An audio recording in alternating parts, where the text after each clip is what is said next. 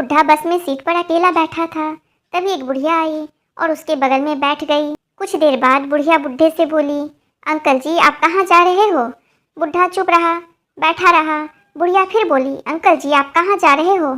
अब बुढ़े से चुप नहीं रहा गया और बोला, बेटी तू बहुत सुंदर है, जवान है, तेरे लिए लड़का ढूंढने जा रहा हूँ। पत्नी अर्धांगिनी होती है, इसलिए उसे आधी ही जानकारी दे, जीवन के आधे कष्ट कम हो जाएंगे।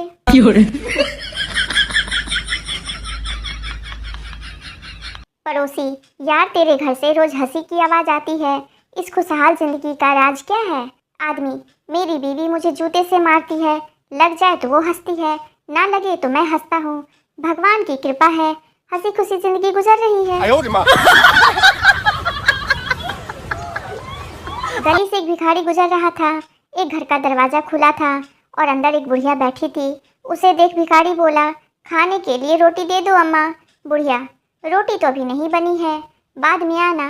भिखारी, ठीक है, ये लो मेरा मोबाइल नंबर, जब बन जाए तो मिस कॉल मार देना। ये सुन बुढ़िया के होश उड़ गए, पर वो कहाँ कम थी।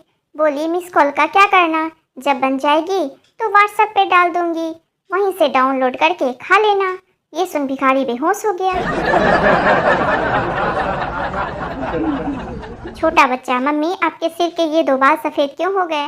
मम्मी, जो बच्चे अपने मम्मी को जितना तंग करते हैं उसकी मम्मी के बाल उतने ही सफ़ेद हो जाते हैं। बच्चा, तभी मैं सोचूं नानी के सारे बाल सफ़ेद क्यों हो गए। आदमी शादी से पहले गर्मजोशी में, शादी के बाद कुछ दिनों तक मदहोशी में और उसके बाद पूरा जीवन खामोशी में रहता है।